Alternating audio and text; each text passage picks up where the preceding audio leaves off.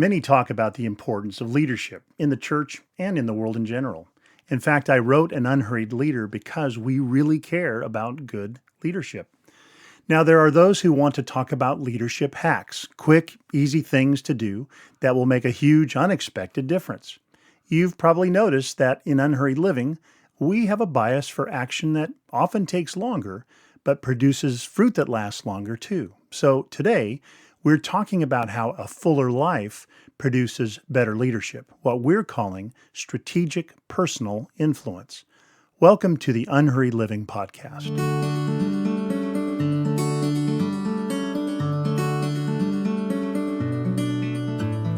In the opening, we mentioned leadership hacks. Perhaps when you hear the word hack, you think of a clever tip or technique for doing something quicker or easier. A hack is usually promised as a shortcut to getting an amazing and quick result without very much effort. A hack like this appeals to our competitive desire to know something no one else knows that gives us an edge over everyone else. But I've found countless life hacks that really don't help and might even hurt. You can probably appreciate that an organization called Unhurried Living isn't offering very many life or leadership hacks. We've come to believe that good things simply take time to grow and develop. They take unhurried time, and it's time worth taking. We believe true leadership influence is rooted in who we are becoming. We are organic, living things that take time to grow and develop. There are no shortcuts to soul care. In episode number 95, we talked about our first Unhurried Living dynamic, intentional soul care. It's the interplay between resting deeper and living fuller. There's an intersection between our souls finding rest in the God who made us and discovering the rich, full life that this same God made us for. And it's this, what we talk about as living fuller, that results in leading better. So leadership isn't just a set of clever techniques that we master. It's a way of life we cultivate. Leadership is about becoming a person of influence, whether or not I have a position or even a role of leadership in a particular organization or situation. I really think that's worth saying again. Leadership is about becoming a person of influence, whether or not I have a position or even a role of leadership. For example, we're often invited to speak to groups in conference, retreat, and leadership team situations. We're invited to a role of leadership in that we're coming in to share insights and wisdom we have to offer. But even in those situations, our primary source of influence is the lives we've come to live rooted in God over decades of life. We've often said that the greatest resource you have available to you as a leader is your life being transformed by God. Think about the people who have had an impact on your life. Isn't it usually something about who they were and how they related to you that you remember more than something they said or even did? And this is what people remember about you. This is your influence in their lives. Maya Angelou once said, "I've learned that people will forget what you said, people will forget what you did, but people will never forget how you made them feel." When people have been with us, do they end up feeling somehow used or feeling loved as people? Do people feel that we're mostly expecting something from them or giving something to them? Do they feel diminished or blessed, made smaller or encouraged? Do they feel more like our competitor or more like our friend?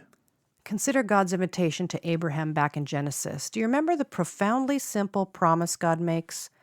I will bless you, and you will be a blessing, and all the peoples on earth will be blessed through you. This sense of God's generous initiative toward Abraham and his gracious intentions for the impact of Abraham's life are what gave Abraham strategic, personal influence. We're invited to live richly in communion with God. We live in a world that tends to define live fuller as something out there that we need to get more of and consume, something elsewhere that we need to find and devour so we'll finally be full. But the live fuller to which God invites us comes to us as a gift. It's already here because God is already here. It's something relational rather than something consumable. And so it's from this abundance of life in God that we are becoming people of growing influence. Our impact flows from the fullness of who we are becoming in God. And leadership is the influence whereby I'm becoming someone better and going somewhere good where others will want to follow. This process of soul transformation gives us credibility as we invite people to learn from us what we've learned from a good Father in heaven. We can generously give others good things we've received from a God who loves nothing more than to bless us.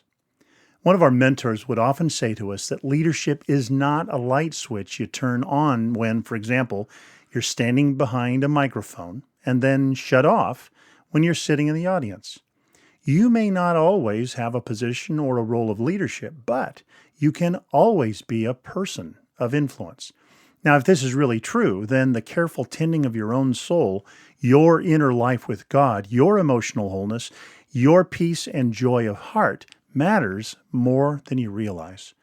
You could even say that rather than doing more to be a better leader, we can become more and grow in our holy influence. And as leaders who seek to follow the example of Jesus, we remember that our leadership is rooted in serving others rather than in seeking to be served. This is the way of Jesus. We understand ourselves to be offering a message of good news to others. Our ability to encourage others to embrace this good news is impacted by the degree to which our lives are becoming transformed into the image of that good news. The kingdom of God, God's reign in our lives, is the best opportunity available to people around the world. It's not a load of oppressive, life-draining rules. It's a way of life that perfectly fits how God has made us to flourish. So if we're going to invite people into this fuller life, doesn't it make sense for them to see that fuller life growing in us and flowing from us? Doesn't this strike you as our greatest opportunity for strategic personal influence? The kind of person we are becoming has everything to do with how others perceive our message and our influence in their lives. Now, this last summer, we traveled to Kampala, Uganda, to lead a retreat for a group of bishops from the Church of Uganda. During our visit, we toured the royal palace, and on the grounds are still the remains of Idi Amin's torture chambers. As we walked down a ramp into these dark, cement-walled underground rooms, we felt the lingering spirit of the evil that had been done there. We found ourselves asking, what kind of persons could sustain the evil that was done to political prisoners here? This is a question of the heart. Only a person who was dead to their own heart could have continued doing the sort of evil we heard stories about there. This is exactly why Jesus spoke so much about the heart. This really is his genius. The Jewish leaders of his day tended to talk about believing the right religious ideas and behaving in a certain acceptable way, religious beliefs and religious behavior. But Jesus talks about the kind of heart that produces a good way of life. Jesus sees bad fruit on a tree, and instead of demanding that the tree do better, he says, make the tree good. Get to the heart of why that tree is producing bad fruit. Is it getting enough water? Does it need a good pruning? Is it being fed well enough? Does it have access to enough sunlight? Make the tree good. Better leadership is the fruit of living a better life. We believe it is the fruit of living more fully in the abundance of the life of God. This dynamic interplay of live fuller and lead better produces greater strategic personal influence in our lives, our relationships, and our work. A life of growing soul abundance makes us people of increasing kingdom influence. This is what causes our lives to grow in influence and impact. So think about your own life, about the relationships God has given you, about the work in which you're involved.